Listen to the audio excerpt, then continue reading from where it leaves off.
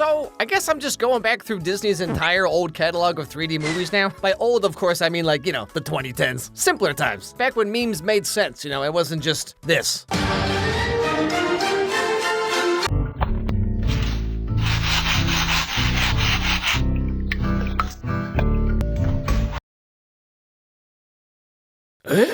So back in 2012, right before the world ended, we got Wreck-It Ralph, which I seem to recall being a pretty big deal at the time. Like, the book of Ready Player One had just come out in 2011, so the world was exactly ready for an onslaught of horrendously on-the-nose, obnoxiously cringe video game references. I was using voice commands to operate the image analysis software. As I did this, it reminded me of a scene from Blade Runner. Remember that, guys? It's from the 80s. At this school, the only real weapons were words, so I'd become skilled at wielding them. Yeah, clearly. I made a big entrance when I arrived in my flying DeLorean, which I'd obtained by completing a Back to the Future quest on planet Zemeckis. This book sold like millions of copies, by the way. Apparently, the idea of what would become Wreck-It Ralph had been bouncing around Disney since like the 1980s, and it took like 25 years, but here we are. But still, having now done videos on Tangled, Big Hero 6, Zootopia, Moana, like it was only a matter of time before I ended up here. A Disney movie about video games. I'm sure this definitely holds up. Come along, kids, let's take a walk. But before that, really quick, this message is sponsored by Raycon. February 2026. What a heck of a month. The Super Bowl came and went with no one having any opinions in particular about it. I assume you've already given up on your New Year's resolution of hitting the old gym, but then the Winter Olympics come and now you're probably sitting there thinking to yourself, I could probably stand to start working out a little bit. Well, if you're looking to upgrade your workout, Raycon's got you covered with their Raycon Everyday Earbud Classics, which you can get right now for 15% off if you use my link buyraycon.com/Meyers. Let me tell you how great these earbuds are, okay? 32-hour battery life with 8 hours of continuous playtime. They now come with active noise canceling. They fit even better than they used to. I'm telling you, Raycon's got it figured out. Apparently, some people hate doing chores, but I can't wait to clean litter boxes and vacuum while playing the same 4 City Pop songs on repeat, you know what I'm saying? Everything you love about Raycons, the look, the battery life, the sound quality, all for like half the price of the other guys. There's no reason not to get your own pair and maybe even get an extra one for a friend, you know what I'm saying? Again, just go to buyraycon.com/Meyers and get 15% off. Okay, back to the show. My name's Ralph, and I'm a bad guy. Let's see. I'm 9 feet tall. I weigh 643 pounds. Got a little bit of a temper on me. So this is our main character, Ralph, Wreck-It. He's a video game villain whose entire purpose for existing is to destroy things. Take something that's perfectly fine and completely ruin it. So he's a project manager. But after 30 years of doing the same thing every day, he starts to wonder, maybe there's more to life, You see, Ralph is jealous of a certain young, strapping Fix-It Felix Jr. from the hit video game Fix-It Felix Jr. Thing is, fixing is the name of the game. I can fix it! So, yeah, naturally the guy with the name Fix-It Felix is the good guy. Definitely fixes stuff really well. But if you've got a magic hammer from your father, how hard can it be? Now, much like Toy Story, when the kids go home and the arcade is closed, all the game characters become sentient or whatever and leave their respective games to go to this central hub city place where they can hang out and do all kinds of super fun stuff like go to therapy. Why do you have to be so bad, Zangief? Why can't you be more like good guy? Zangief is good guy who'll crush man's skull like sparrow's egg between thighs. And I say, Zangief, you are bad guy. But this does not mean you're bad guy. Looking back now, this is so crazy that they got Sega, Capcom, and Nintendo on board with all this. Q*bert, sure, who cares? Pac-Man, no problem. Bowser, Sonic, Zangief, and my personal favorite, Random video game hot chick. If you leave your game, stay safe, stay alert, and whatever you do, don't die. Because if you die outside your own game, you don't regenerate, ever. Game over. Okay, so this warning is very clearly meant to be some kind of setup, right? But this concept never comes up ever again in the movie. It's the most pointless Chekhov's gun there ever was. I assume this is left over from an older draft of the story or something like that, because as we'll see later, no one cares about this. Also, slight tangent, but the way they shift from 3D to pixel art and back, this is so ahead of its time. Of course, Mario Odyssey would do this many years later, but for 2012, this is such a creative visual design choice, especially for Disney of all companies. They used to be so fun. They took crazy risks back then. Now everyone's just punching their time card at the old slop factory. Happy 30th anniversary. They're having a party without me. Pac-Man? They invented Pac-Man?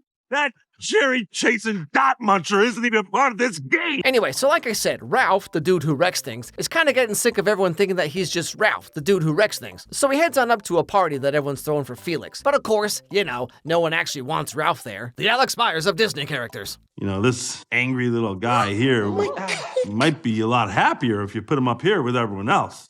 Felix needs to be on the roof because he's about to get his medal. Well, then how about we just take that medal and give it to Ralph for once? Would that be the end of the world, Gene? Also, I'm sorry, going back to what I was saying about visual design, okay? The mixing of different frame rates here, this is something I feel like Disney would never do today. Like, they are not this clever anymore. But whatever, anyway, so here's where we get to the main setup of the movie. Ralph is currently going through his 14-year-old girl phase, you know? This family stinks! No one understands me! Why can't my mom sell me to One Direction? Now, when a hero like Fix-It Felix, for example, wins the game, they get this special medal. And Ralph makes a deal with the mayor of the only building in town, I guess, that if he can get a hero medal, then he'll be allowed to hang out with everyone else. Only good guys win medals, and you, sir, are no good guy. I could be a good guy if I wanted to, and I could win a medal. You're just the bad guy who wrecks the building. No,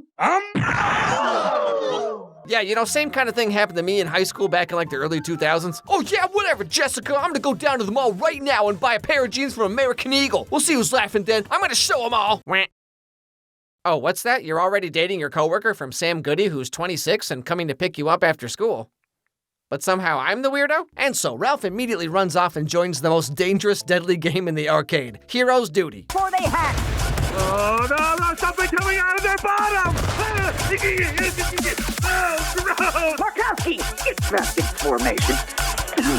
All right, ladies, the kitten whispers and tickle fights stop now. See, like, this is what I was talking about earlier, where the movie goes, like, well out of its way to tell us, if you die outside your own game, you die for real. But then, like, no one actually seems to care about that. Now, in this game, we also meet the no-nonsense, insanely ratioed head military lady, Sergeant Calhoun. Now listen up, because I'm only going to say this once. Fear is a 4-letter word, ladies. If you want to go pee-pee in your big boy slacks, keep it to yourself. It's make your mama's proud time. I'm sorry, it's just like, you know, like, this is supposed to be this, like, super over-the-top video game tough girl character or whatever, but then Stranger Things Season 5 literally has this exact character, but, like, they're actually really serious about it. What a dumb season this was. Anyway, so long story short, Ralph makes his way up the bug tower and claims the hero medal, being rewarded for doing literally nothing. Like I said, project manager. Congratulations, soldier. It is my honor to bestow upon you the Medal of... Finally doing that thing you've been putting off for like 6 months that only actually took 20 minutes to do, and yet you'll go through the same exact process again next year. But one of the bug eggs hatches and grabs onto his face, cue a bunch of wackadoo shenanigans, and he gets shot out of an escape pod and flies into some other game. Now, while this is all happening, because Ralph is away, everything in the Fix-It Felix Jr. game starts getting all crazy. I can fix it. Oh. Ralph, quarter alert, game on! And so now Felix has to go and find out where Ralph went, which means he runs into her. With her short hair, that means she's tough, but it's shaved on the underside, which means she's from the future. And her face that they literally just copied for Elsa, and no one noticed. And also she has those Pixar mom hips, which means it's not that weird that she puts a little tingle on her jingle, you know what I'm saying? Cybugs will chew up that game faster than a chicken hawk in a coop of crippled roosters. What was that now? What are you, thick? There was a cybug on that shuttle. Now, she goes on to explain to Felix that because one of the bugs escaped, it's going to lay a bunch of eggs. And if they don't stop this from happening, an infinite amount of bugs are going to spawn and destroy, like, every game in the arcade. And you know, for such a dire set of circumstances, it's kind of weird that this almost feels like a C-plot of the movie. Like, it never really feels important to anything. It's just like, oh yeah, there's, like, bugs or whatever. Sheepers, is she always this intense? It's not her fault. She's programmed with the most tragic backstory ever. She asked Jason to the Sadie Hawkins dance, and he said yes, but then that night he slow danced with Rachel F., even though she said that Calhoun had dumb hair back in like 8th grade, and that's when Calhoun knew that she was born to wear really thick eyeliner in a war zone for some reason. Anyway, so Felix and Calhoun set off to find the missing bug. While this is all going on, Ralph is stuck inside this game called Sugar Rush, which is like a kart racing game all about candy and stuff, and while he's trying to get his medal from the top of this like candy cane tree thing or whatever, Ralph meets a certain little someone. Hello! Oh, man! You scared me, kid. What's your name? Ralph. That's right. Hey, are you a hobo? No. Go home. What's that? Didn't hear you. Your breath is so bad it made my ears numb. Oh wow, a cute but sassy alt-girl character. What a crazy idea. I sure hope this doesn't go on to become every girl character in every movie for the next 10 years. So this girl's name is Vanellope, and she takes Ralph's medal so she can enter the race. The game is set up in a way that there's like a preliminary race to decide who the 9 characters are gonna be that the humans can then choose from in the arcade. That for the mutton fudge. Stay sweet. Adora Beazle Winter Pop. Izaki. Snow and a Rainbow, Ramses Blugger Butter. Water butter? Now we come to find out that this Vanellope is actually a glitch in the game, and everyone else is scared to death of her because she's different. And as annoyed as Ralph is with her for stealing his medal, if she wins the race, then she'll get the medal back. So it's in his best interest now to, help her do that. The pot goes to the winning racer. The heck is this movie about? Also, he sees how the other kids treat her when they make fun of her, they destroy the cart that she made by hand, and he's like, hey, okay, sure, she might be really annoying and incredibly unfunny and therefore perfectly casted, but this is a step too far. So he scares the other girls away, but then he still has to deal with this little stomach ulcer of a person. How dare you insult hero's duty, you little gutter snipe? I earned that medal! You better get it back for me. Toot sweet, sister! Well, unless you've got a go-kart hidden in the fat folds of your neck, I can't help you. So they build her a new cart, and Ralph helps her learn how to drive because she's 4 years old. And there's something kind of hilarious about how Ralph is a copy of Donkey Kong, but then Donkey Kong Bonanza is literally just ripping off of this movie. Like Donkey Kong punches and destroys everything, the little girl riding on his back, you know what I mean? Anyway, so while this is all happening, we keep cutting back to Felix and Calhoun on their very important side story that I almost completely forgot about. What is this? Nesquicksand? Quicksand? I can't hop. I'm hopless. Stop moving, you're making us sink faster! Get a hold of yourself! And that was the moment something strange awoke inside young Felix that would change his internet search history forever. Now, right before they set off to have Vanellope join the race, King Candy, the ruler of whatever this place is, comes to give Ralph his medal back, and he explains why he and everyone else are so set on not letting Vanellope join the race. Sad as it is, Vanellope cannot be allowed to race. Why are you people so against her? I'm not against her. I'm trying to protect her. So, because she's a glitch, if she wins, everyone will think that the game is broken, and then they all might get deleted when the game gets shut down. So now Ralph has his medal, and the king is kind of making some sense. So Ralph has no choice but to betray his new friend for the greater good, even though the guy who runs the arcade could just reboot the game himself. But no. You see, we need some dramatic tension, okay? Let me go! No, you listen to me. You know what's gonna happen when the players see you glitching? They're gonna think the game's broken. I don't care, you're a liar! Yo, you better care, because if your game goes out of order, you go down with a shipload. No, please, Ralph! But so, with medal in hand, Ralph goes back to his own game to finally be the hero, the cool kid in school, and everyone's gonna see his new Hollister hoodie, and all the girls are definitely gonna stop throwing up in their mouths a little bit whenever he asks for a hug. But since he's been gone for so long, when he gets back home, there's basically nothing left. Never let it be said that I'm not a man of my word. The place is yours, Ralph. Enjoy. I was just tired of living alone in the garbage. Well, now you can live alone in the penthouse. That's right, everybody. The moral of the story is don't want more out of life, okay? You should just learn to accept how things are. If you want a better, more fulfilling life, you're bad, actually, okay? What, you gonna ruin the status quo just like that? Think of the shareholders.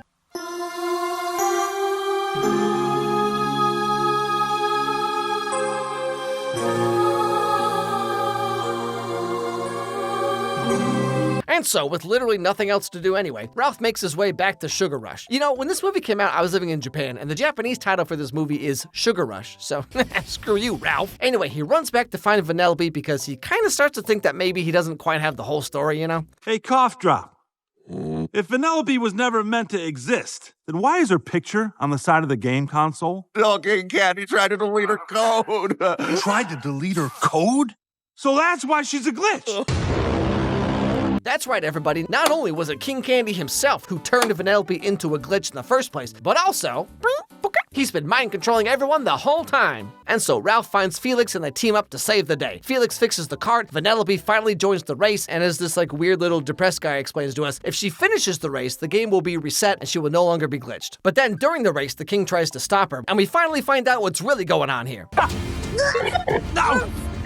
Let me... I'm not letting you undo all my hard work! No way! What the? Who are you? I'm Turbo! So this is kind of explained to us a little bit earlier in the movie as a very throwaway kind of thing. But many years ago, Turbo was the main character of the first racing game in the arcade. Turbo Time was by far the most popular game. And Turbo... Turbo-tastic! Well, he loved the attention. Turbo-tastic! New game! All right! Boy, was he jealous.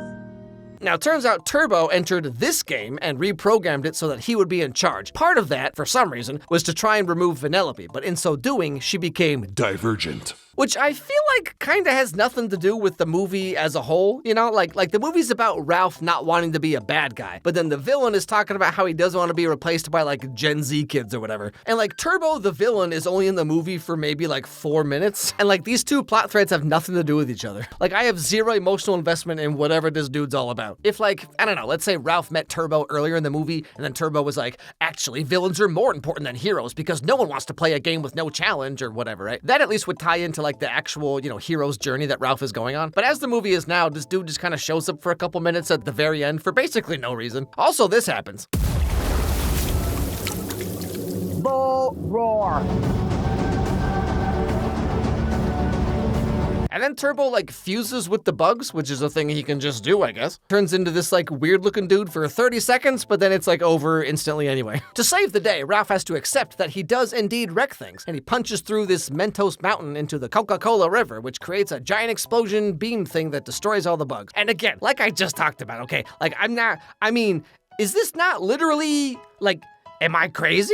Like, of course you can make the argument that there's no true original ideas anymore anyway, but like, in interviews for Donkey Kong Bonanza, they were like, we thought long and hard about what the character of Donkey Kong is all about. But like, no you didn't. Y'all just sat down and watched Wreck-It Ralph at 1.5 speed, and then they just made that the whole game? Come on guys, you can't fool me. And like, I know when you were planning out the Mario movie, you all just copied Spy Kids 3 beat for beat, okay? Come on, who do you think I am here?